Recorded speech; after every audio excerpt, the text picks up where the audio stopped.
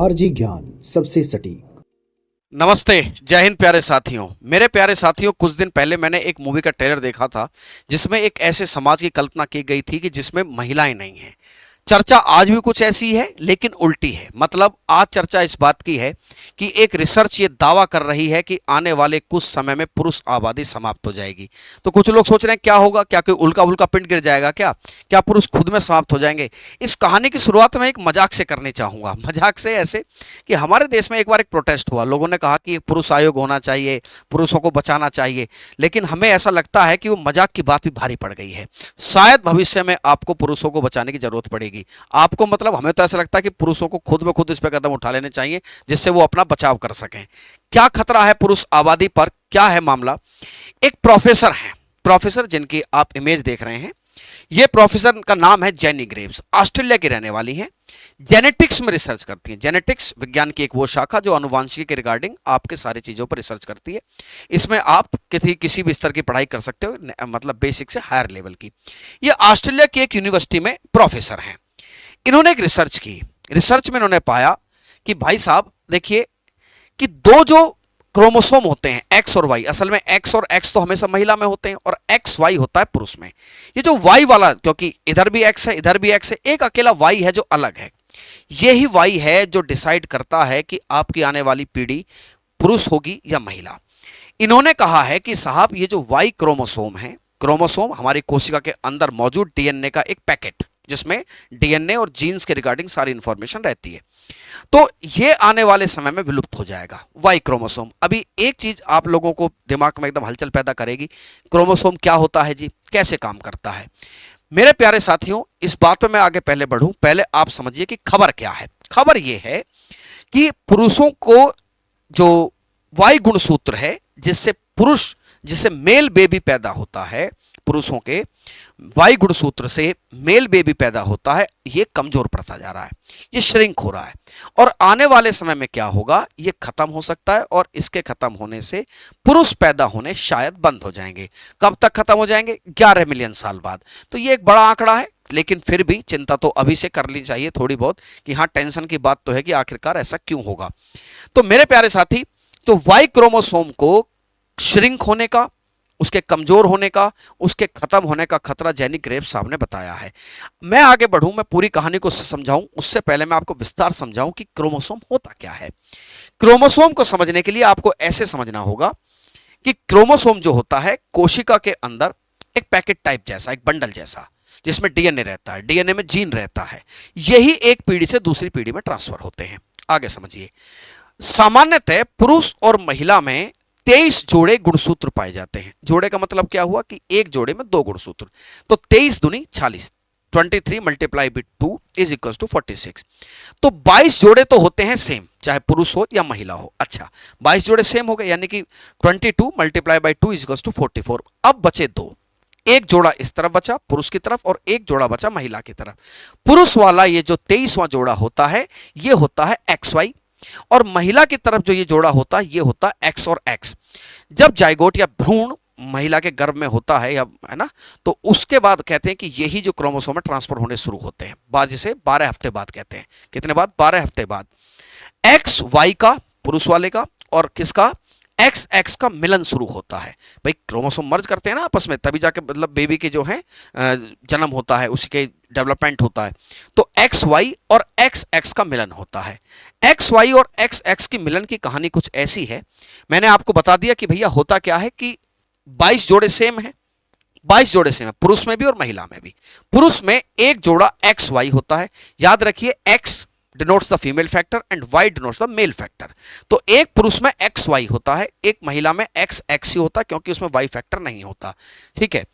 अब होता क्या है कि जैसे ही एक्स एक्स क्रोमोसोम और एक्स वाई क्रोमोसोम जब मिलेंगे, तो एक बात, एक मैथमेटिक्स को समझिए, एक्स एक्स से मिलेगा तो ऑब्वियस बात है सर, एक्स एक्स तो महिला में ही होते हैं, तो फीमेल बच्चे का जन्म होगा।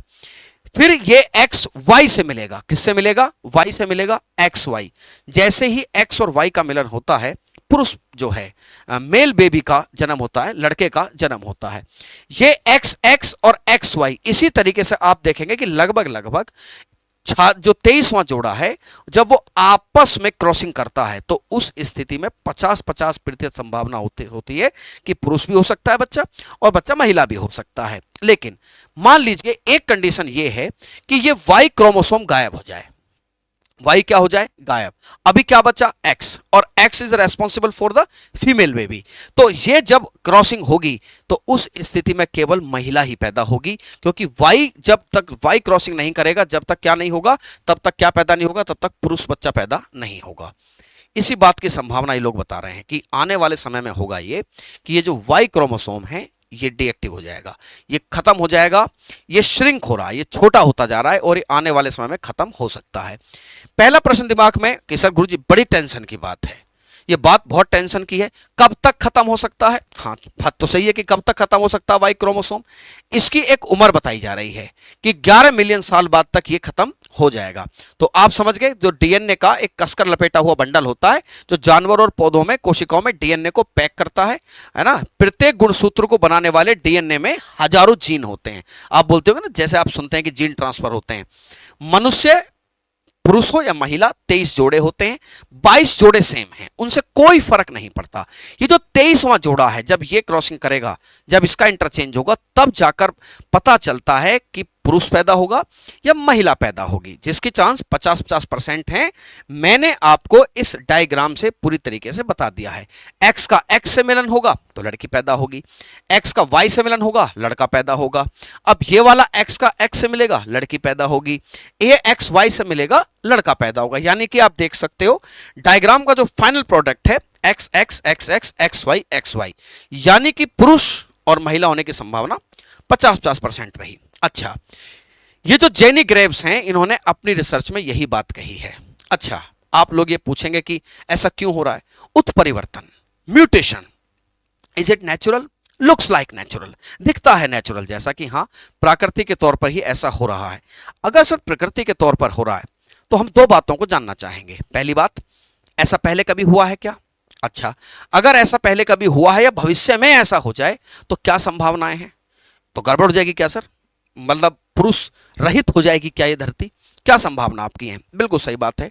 आपके इन्हीं प्रश्नों के मैं उत्तर यहां देना चाहूंगा। क्या ऐसे पहले कभी घटना हुई है? बिल्कुल हाँ, हुई है ऐसे पहली घटना।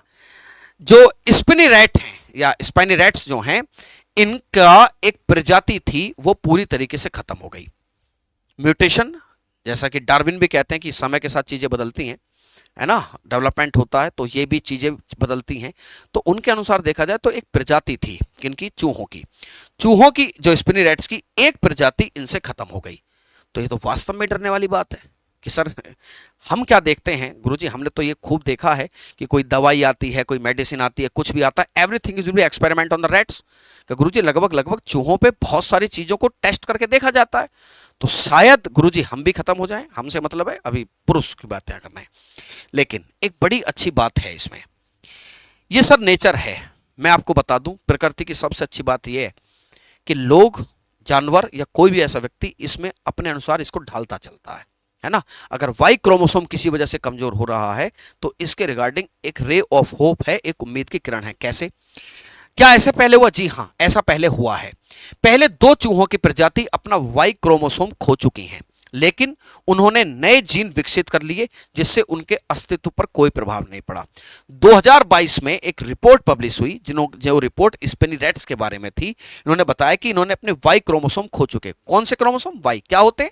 इन्हीं से पुरुष का जन्म होता है। जब 22 जोड़े सेम, मैं दोबारा बता रहा हूं, 23वां जोड़ा एक्स एक्स महिला का, एक्स वाई पुरुष का, ये मर्ज होगा तो एक्स एक्स महिला, एक्स वाई पुरुष। तो उन्होंने बताया कि जो वाई क्रोमोसोम था जिससे पुरुष निर्धारण होता है, इन्होंने खो दिया था। ठीक है, खोने के बावजूद एक नया पुरुष निर्धारण जीन को डेवलप कर लिया था समय के साथ, है ना। ये नेचर है कि समय के साथ इनमें एक नया जीन बन गया था जिसने ये डिसाइड किया कि आने वाला बच्चा पुरुष होगा।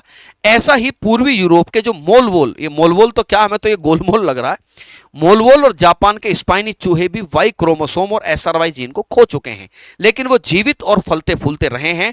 ये उदाहरण मानवता के भविष्य के लिए एक उम्मीद की किरण है।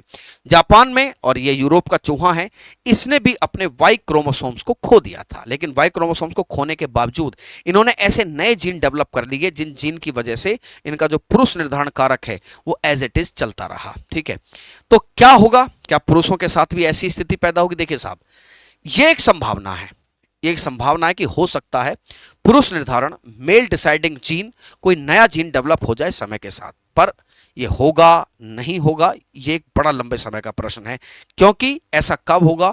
रिसर्च इस बात का दावा करती है कि कम से कम 11 मिलियन साल तो हैं अभी, उससे पहले ऐसा कुछ नहीं है कि जो है पुरुष खत्म हो जाएंगे। अभी तो क्रोमोसोम श्रिंक हो रहा है, क्रोमोसोम श्रिंक हो रहा है, तो अभी ये बड़ा लॉन्ग टर्म में चलने वाला प्रोसेस है। ठीक है, लेकिन फिर भी ये एक अति रुचिकर रिसर्च है, एक वेरी इंटरेस्टिंग रिसर्च है, जिसके बारे में भाई साइंस का क्या बेनिफिट होता है? साइंस का बेनिफिट ही ये होता है कि आज आप किसी की चीज को रिसर्च करें, आने वाले खतरे के प्रति आप क्या हो जाएंगे, आप अलर्ट हो जाएंगे, जिनसे आप इस विषय पर काम कर सकें। देखो मेरे प्यारे साथी, भविष्य में जो दवाएं बन रही हैं उन दवाओं का भी आधार यही रिसर्च है। भविष्य में हमारे साथ क्या होगा, नए नए इक्विपमेंट्स आ जाते हैं, तो इनका आधार क्या है? इनका टीके हैं, वैक्सीन हैं, यही रिसर्च हैं। इन रिसर्च की अपनी एक वैल्यू होती है, रिसर्च की यही वैल्यू है जो भविष्य में शायद, अगर ये आज रिसर्च है, मान लीजिए इसकी स्पीड कुछ तेज हुई, तो इस विषय पे विज्ञान या मेडिकल साइंस 100% इसका कुछ ना कुछ इलाज जरूर निकालेगा, क्योंकि साइंस का ये ज़माना है, टेक्नोलॉजी का ज़माना है, इतनी आसानी से हमारे वैज्ञानिक हार नहीं मानते हैं। ठीक है, तो ये आज की जानकारी आपको कैसी लगी कमेंट सेक्शन में मुझे प्यारे साथी जरूर बताइएगा, और कोई आपको शंका या समाधान है आप कमेंट सेक्शन में उस विषय में जरूर छोड़ सकते हैं। मेरे प्यारे साथियों, कल फिर मिलते हैं एक नई जानकारी के साथ। जय हिंद, जय मां भारती।